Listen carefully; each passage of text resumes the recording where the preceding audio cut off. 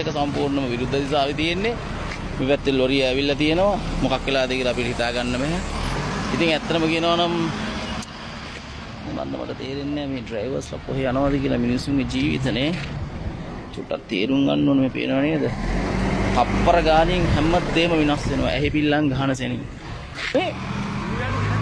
මේ කොළඹ යන්නේ. මේක මෙහෙ ඇවිල්ලා තියෙන්නේ. මේක පාරේ තියෙන්නේ මේක. පේනවනේ. නෑ රැට එන්නේ ආයේ මේවා යන්නේ උඩින් යන්නේ. පේනවනේ. ඒ සීට් එක ඉතින් ආයේ ඩොක්කෝ. ස්ටීරින් වීල් එක.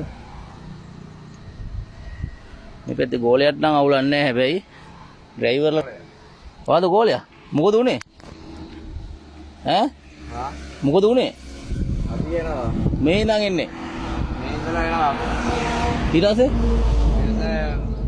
අර පොලිස් එකේ මේ වාහනයක නවත්තලා ඉන්නේ මේ රිකවරි පොලිසියේ ගෙන්ඩර් ඔව් කාර් එකේ පටවන වෙනවා ජපනි වාහනයක නවත්තලා ඉන්නේ මෙතනට ඔව් ස්පීඩ් එනවා මේ බස් එක ඇවිල්ලා යා ඕවර්ටේක් කරා. ඔව් ඇවිල්ලා බ්‍රේක් එක දැම්මා බ්‍රේක් එක. වදින්න. මෙයා රෝන් සයිඩ් දාවේ. ඔව් රෝන් සයිඩ්. නෑ. ඒ සයිඩ් තමයි ආවේ. රිකවරි වාහනේ ගෝලයා සයිඩ් එක තට්ටු කරලා මේ රයිවර් සයිඩ් එක කරනවා. එතකොට ඩ්‍රයිවර් මෑනරා මොකද උනේ? තුවාලද? ඒ රයිවර් අකුල ගෙරිලා පොටක් කීරිය. මේ ඩ්‍රයිවර් අපේ ඩ්‍රයිවර් අවුලන්න